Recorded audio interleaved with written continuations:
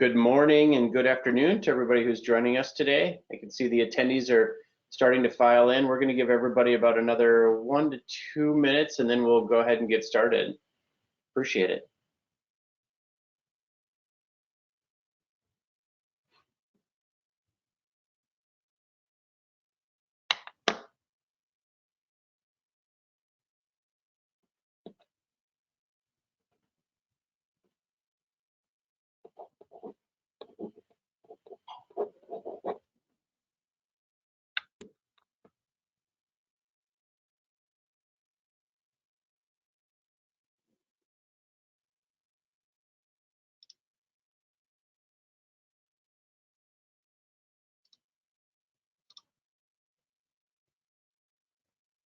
You can see we've got a few more people joining. We will get started in 1 minute.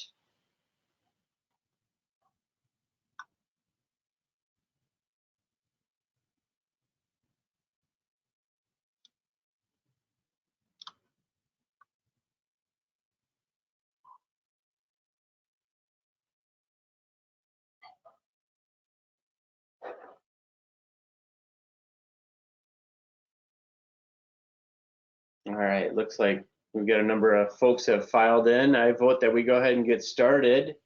Good morning and good afternoon, depending on where you're located. Thank you for joining us today. We've got an exciting presentation planned for you. We're calling it the CPS Forward 2023. This is something new that we wanted to kick off the year, and that's really an opportunity for us to continue sharing and disseminating information about where we're going. My name is Mike Pedig. I'm the general manager here at CompliancePro Solutions. Just a quick note that today's webinar is being recorded. So if you can't make all of it, if you've got some colleagues that you think this would be great to share with, we'll make sure that everybody has the link afterwards and you can pass this along to them. Our goal here is to do it in just a little bit or over a half hour or around a half hour, short and concise, and that makes it a little bit easier for folks to join. We've got a number of topics that we want to cover, and I've got just some fantastic colleagues that are joining me here. We've got Kelly McClendon, who is our, as many of you know, the co-founder of CompliancePro Solutions and also our privacy officer. Thank you, Kelly. We've got Derek Walker, who is our head of product and development. He's got some great updates to share. And then also we've got Christopher Lyons, who leads our cyber and IT security team. Definitely, Chris is probably a new face to many of you, and looking forward to his updates as well.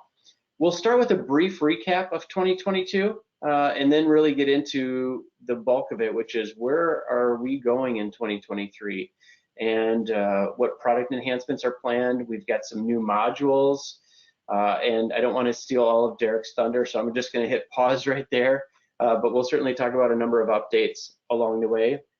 Again, this is being recorded, so that you'll get a chance to come back and view it. If you've got questions, just go ahead and submit those. We've got Alex behind the scenes on our marketing team who's monitoring that, and if we have time at the end, we'll have a full Q&A session, and if we run out of time, we will follow up with you individually just to make sure that those questions get answered. So with that, let's talk about 2022. It was a big year for CompliancePro because we spent an entire year being a part of the Gen Xeon family. Our goal going into this integration was to really make sure that we minimized any disruption and that all of you saw or continue to experience business as usual. And I think that's the case, and really a credit to everybody who was involved, so that that wasn't something that caused us to be distracted from the work that we do with all of you. But it was a big year for us internally in terms of the team and the investment. What we now have is a team that is, we've doubled the size of our development team. We've got a new sales and business development team. We've added marketing resources. Some of you are gonna meet Chris today. He's leading our security team as well. So it was really just an exciting year in terms of the investments we were making to grow CompliancePro Solutions, both in terms of personnel and products and services. We've standardized a release cadence. You've probably noticed this already, that now you can count on somewhere between 3 to 4 releases a year from Derek and the team. We will continue to improve the communication associated with those releases, besides release notes, we're also looking at tip sheets or videos or other ways to make sure that all of you are tapping into all of just the amazing features that are available to you today. For a number of our clients, we started hosting a regular business review, not quite quarterly, but at least semi-annually. And it gives us a chance to go deeper into how you're using the software, the different modules that are being used. We want to make sure that there's nothing that you're paying for that isn't being fully leveraged, as well as to, just a chance to check in on any changes to your strategy, direction. We've got a lot of mergers and acquisitions, and so if we haven't had one yet with you, we'll plan on having getting one scheduled here within the next 1 to 2 months. And also, hopefully, all of you are receiving our newsletter, which is going out at least quarterly, sometimes more frequently than that. If you did not, or if you are not getting our newsletter, send your name and address into that chat, and we can make sure we capture it and add you to the list. But there's always great topics around new clients we've added, or Kelly shares updates on new regulatory requirements, product updates, and so it's another great way to stay in touch with the work that we're doing. Last year was also a year that we conducted our most thorough customer satisfaction survey ever, and we asked just a handful of questions, but you can see here from the right, the results are just outstanding. And this is an opportunity for me to say thank you to all of our clients and customers and partners. When I look at a number in the upper right there, over 87% of our customers have been with us for more than 3 years. That's a number that many SaaS companies would be jealous of. And we appreciate the loyalty from all of you that have been with us for a number of years. And we've got many that are in the 5+ years. Over 60%, I think, are 5+ years, and some that go even longer than 10 years. We are not just proud of the service, but also the fact that we're generating measurable results. Close to 70% have said, you've helped us improve, and we can measure the results in a number of categories, whether it's operational efficiency, whether it's the ability to manage regulatory updates, or some of the other categories. So it's good to know that we're also making a measurable difference and improvement to your business. And with nearly 100% client satisfaction, those are numbers that any company would just, any company desires. But it's the first time I've been at a company where that number has been that high, and it's just something that we're so proud of. What we hear from you consistently is it's the level of service, it's the personal touch, it's the responsiveness, and that is something that will continue to be a high priority for us. And then I'm going to come back to this first one here, this Net Promoter Score. It's a very simple question if you're not familiar with it, and it asks, would you be willing to recommend us to a friend? The number 73 is a world-class number, and it puts us in the same space as the Costco's and the Amazons and Southwest Airlines. Well, maybe not recently, but up until the recent travel woes, those types of organizations. And so I just also want to wrap this section up by saying thank you to all of the team at CompliancePro, but also to all of you who have been with us through the years, whether you've been with us for 4 months or 4 years. We appreciate your business. Today's webinar is meant for you. So if you've got feedback on how to make it better or other topics you'd like to see covered, please let us know. And with that, I will hand it over to Derek, who's going to go a little deeper into some of the key 2022 product updates. Great. Thank you, Mike. So what you see on the screen is just a handful of the many things that we actually released last year. We've grouped them into 4 major categories having to do with attachments, business associate tracking, searching and views, and security. Probably our most significant one was the addition of the 2-factor authentication using a mobile authenticator app. So anything like a Google or Microsoft, any of the 2-factor auth apps on your phone you can now use. You can set up CompliancePro to use with that and have that additional layer of security. I don't need to go into, I think, a lot of detail about these individually, and there was more than this, it's in the release notes, but just kind of wanted to give you an overview or a reminder, I think, of what came out, because sometimes people get busy, don't get a chance to read the release notes, or you forget about it. And I think we're going to be talking about, not just as we go through the new year, with the new products and services that we offer, but also just going forward, we're going to be talking more about things that we've released in the past, or hints and tips and things that you may not have remembered or even known that you had in the first place. So this is just kind of an overview, as I said. I think that's all I want to cover on this slide, Mike. Oh, Kelly's up next, I believe, to talk a little bit about what we did on the content and training last year. Yeah, thanks, Derek. Sure. Hi, everybody. Thank you for joining us today. Recently completed an exercise where I took everything from September of 2022 through the end of the year of 2022 and worked on it for really several weeks to put together our content updates and training updates and things like that. So I ended up doing some work adding into a few policy templates. The subjects that we really looked at were online tracking technologies, because OCR issued guidance on that. So I added it into some policy templates and did a little more definition on security incidents because there was more guidance set out for that. So a few policies were impacted with a couple of paragraphs. All those track changes are in the reference library. That's the picture on the screen of the folder list. It's the first two folders have the track changes and have a summary there at the bottom, the 2022 Compliance Resource Guide, final regulatory update. That's a narrative description of the changes that I made, and then we've got various supporting documentation there. But we did policy templates, did some updates both on the privacy and the security side, but again, not very much, a few sentences or a paragraph here or there. Assessment templates, I added some assessment questions, modified a few others based on the guidance. So we've listed the templates that we have with that as well. Created a hot topics training recording about 7 or 8 different subject matter areas, including the online tracking and the security incident that we will post another webinar on that's just for training on or education on the subject matters areas that I drew from for this update.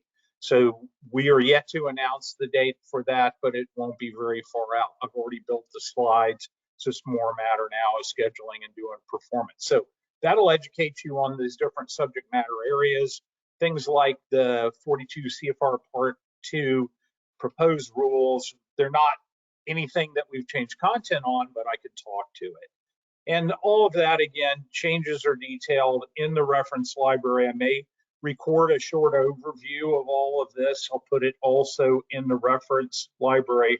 We're working on how do we disseminate our updates more and better that we do to our content and our training materials, policies, assessments. So that continues to evolve, and we'll be continuing to push that out.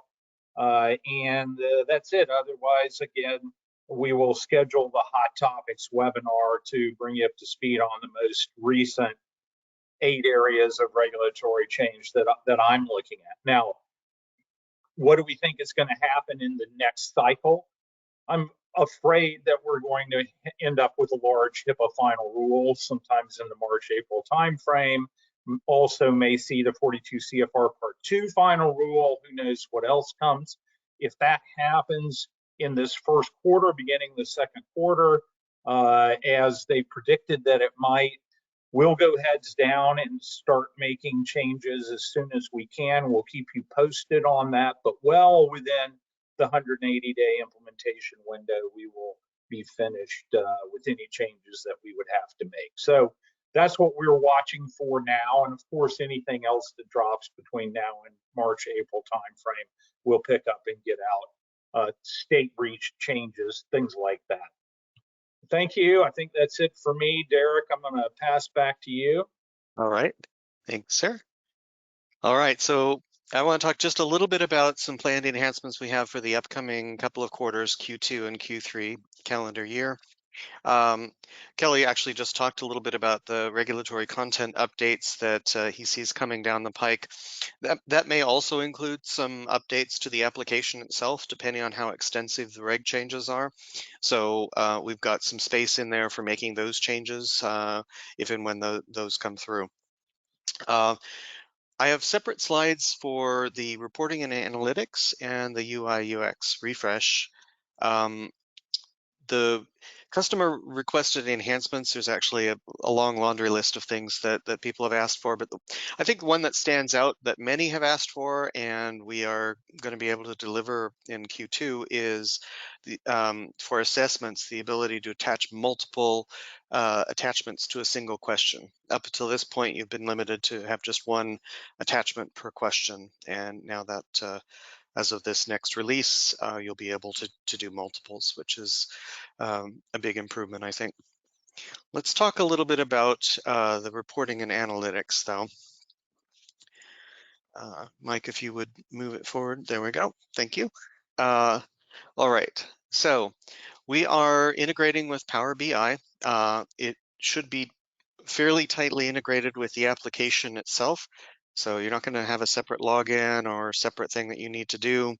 There'll just be a dashboard that you'll have access to, actually many dashboards, but you'll have access to the reporting and analytics. It is a separate module. We will have a number of pre-built reports and KPIs that'll be available for the different dashboards. You will be able to customize that. So if you don't like a particular KPI or you want to build your own and have it show there as well, you certainly can do that. And of course, we can work with you on any customization, either for specific KPIs or reports as well. If it's easy enough, we may be able to just do it for you. If it's a little more involved, it may be a services thing. But the goal is to have this available in Q2 2023. So sometime in sort of the April to May timeframe there. One of the things that has been asked for is the ability to easily export to PowerPoint for presentations. And I think, you know, once you configure your dashboard to be exactly what you want, it's going to be a lot easier to sort of output that either to PDF or PowerPoint and make it a lot easier to do some of your executive reporting that you may need to do. So we're excited about this this upcoming enhancement. Let's talk a little bit about the UI UX, which will be at the following quarter. So this one, you know, you're all used to the first, the very top screen that you see there. Well, you can't make it out, but you know, in general, the view, it's fairly monochromatic, and there's a lot of it. There's a lot of tabs and a lot of it's a little busy, and we would like to, you know, just for our ease of use and making it easier to navigate, more intuitive, and just a little bit more modern. We're going to look at streamlining the user interface and the workflow. We're not changing any of the major functionality, so everything will still work basically the way that you're used to today. You won't have a big learning curve. I like to think of it as maybe something like a kitchen remodel. You know, the core functionality is still going to be there, but maybe you get some nicer appliances and it's a little bit nicer lighting, that kind of thing. So that's what we have planned for Q3. We are going to, but for both the reporting and the UI UX, we are going to have some additional sessions where we give updates and we solicit some additional feedback from you. So please be watching for that, because we definitely want to get your input on it before we finalize things for release. I think that's everything I have on that one, Mike. Over to you, Mr. Chris. Thank you, Derek. We've had a big year this year at CPS. We've expanded our security offerings by updating our security risk assessment. Our templates now include the 405D cybersecurity best practices. We have partnered with KnowBe4 for security training, which also has a nice module available that allows companies to conduct their own phishing exercises to better inform their workforce. We're offering a fractional CISO. What this does is it allows a company to hire a smaller amount of hours, where you don't have to pay the full price to have a full-time CISO, but you can get the experience to run your business.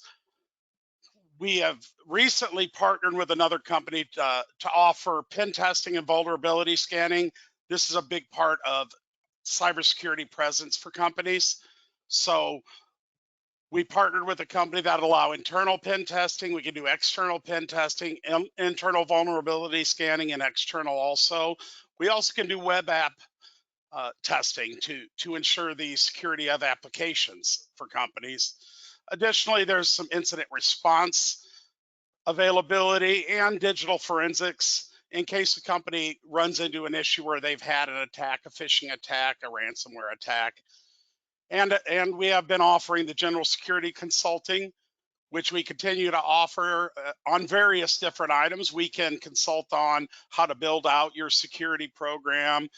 We can write policies. We can do reviews of policies, reviews of your security posture. Basically anything security-wise that you may need. And we're continuing. We have some things coming down in 2023 that we can't quite speak of yet, but we'll have some other great security offerings coming up over the year.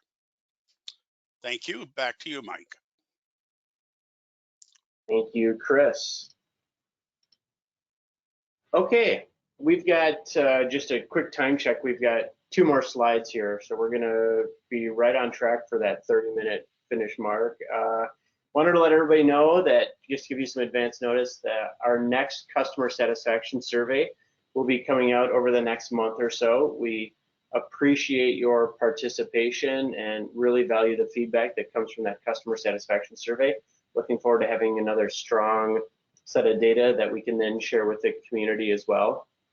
Continuing those business reviews, for some we'll get the first one scheduled yet this quarter, others will have their second, depending on where you fall in the cycle, but thank you for making those a priority. Those, in every one of those, Derek and I attend, and then we pull in others from the team, but in every one of those we've got just fantastic feedback on things we can enhance, new features and functionality, and that really drives a lot of the roadmap that you saw from Derek and Chris and Kelly as well. So thank you for continuing to submit that feedback. As always, we really value referrals. If you know colleagues that are interested or would be interested in a solution like this, or you think they've recently had some sort of event and need a solution like this, that whether it's the software or the services, we always appreciate those referrals. And from time to time, we'll ask you to be a reference client or provide a testimonial, and that certainly helps us build a better network, and thank you for being willing to do that. This final one is brand new, this user group community idea. We floated it by a couple of you in Q4 of last year. We weren't quite ready to launch it, but this is the year that we are making that commitment and want to do 2 things. The first is, in a number of those business reviews, what people have asked us for is, how do we get people connected? How do we build a CPS community? There is so much knowledge that exists within our team, but also within all of your teams. And so we were originally going to start with kind of a customer advisory board, but we've changed the priorities and instead are focused on launching a user group or community forum here early in 2023. More details will come on that once we can finalize the platform, but then we will get it out to all of you, and it will be an opportunity for people to submit questions that we might answer, that somebody else might answer, share best practices, where do you find information, a chance for us to disseminate information via yet another channel. We're really excited about launching that, and certainly we'll have more details as we get closer to that milestone. Derek, anything else you want to add about the user group or community before we move to the next slide? I think we're going to have a survey in terms of identifying some of the things you'd find most valuable about that. So definitely will appreciate there it is. There it is. Nice intro. Yes. I think this was supposed to be a multi-select, but it looks like it might just be a single select. But if you wouldn't mind just marking what you would find to be the most compelling or most interesting aspect of a user group, or what would be the highest priority for you personally or for your organization, it would be really helpful. we'll give everybody just a few seconds here to pick the top one that comes to mind for them. Whether you're looking for training, the ability to network with others, participate and be an early adopter and give us feedback on the direction of the product and services, or whether you're looking for content updates, appreciate that feedback. All right, I think we've given everybody enough time to weigh in on that. We will collect that. Thank you, Alex. And that takes us into the Q&A. While we leave this Q&A open, I just want to leave this screen up just to share where we will be over the next 90 days or so. So if you're going to be at the MSP Expo or IT Expo in Florida, stop by our booth. Let us know. We'd love to connect with you. We'll also be at Vive. We will be at the Becker's annual meeting in early April, followed by HIMSS, and then HCCA towards the end of April. You can see here HIMSS will be attending, but if you're going to be there, otherwise we have booths at those 4 other events. Okay, Derek, the question, this first question is for you, and it looks like one that's kind of got a recurring theme here, but it says, it has to do with AI and enhancing our product. Do you see any forthcoming enhancements that would incorporate AI into our product? Into the product, yes. The question that I'm seeing was, I think, a little specific to assessments in order to guide the questioning. But yes, there's definitely something that we are exploring, or very, very early stages of that right now. And this is an area where I think, you know, we're, as part of the customer feedback user group community, we're going to be reaching out to you through that platform and others to kind of get more feedback on what you'd like to see. This is a good one. Another area, and it's sort of related to assessments, but it's also related to you know, business associate tracking and third-party risk management. You know, being able to segment things a little bit differently and or flag potential risks a little bit higher based on a number of different factors that are already in your already captured in your database. So yeah, definitely AI is something that we're exploring as part of future enhancements, and the specifics of that, everyone will have an opportunity to kind of weigh in and talk about specific things they'd like to see and how they'd like that to work. Definitely great question though. Thank you. Yeah, I would agree, Derek, and thank you for that. The only, you know, obviously, given the rise of popularity of Chat GPT and some of these other tools, I'm not surprised to see that it's top of mind for folks. The only other thing I would add to what you just shared, Derek, is this is one of the areas where it's really beneficial that we're a part of the Genzion team, because they've just got an incredibly strong intelligent automation team that has already built solutions for healthcare. And so we get to tap into that knowledge and that expertise, and along with some of the other capabilities they have around interoperability. And so we're a part of that family now, and we're always looking for ways to share knowledge and to share expertise. Intelligent automation is certainly one of those. So Bill, appreciate you asking that question, and Derek, thanks for answering it. Mike? Yes, Kelly, go ahead. Yeah, I got just a little add on there for Bill too. So, you know, the AI component is one component, but in assessments, Chris and I have talked, several of us, Derek too, about one question then driving other questions, not necessarily a serial down the line questioning. So it's a methodology, and there's different ways to do it. AI could be included in that, but we're certainly considering that. Something Chris has done in the past with his security assessments, and so it is something we're carefully looking at within the tool. Excellent. Thanks for that add-on, Kelly, as well. Okay. It looks like that is the only outstanding question in the chat today, but if you have any other questions, again, feel free to send them to any one of us afterwards. Again, we welcome feedback as well. Are there topics that you'd like to see covered that we didn't? Topics you'd like to see us go deeper on? Or other suggestions on how to continue improving our different communication channels? For all of you, we welcome that as well. With that, we're going to finish 1 minute early. Thank you all for your time today. And you can look forward to receiving an email from us afterwards with the recording, as well as some of the other ongoing documents and templates and video opportunities to continue learning. So thank you all. Have a fantastic Wednesday. Thanks, everyone. Thanks, everyone.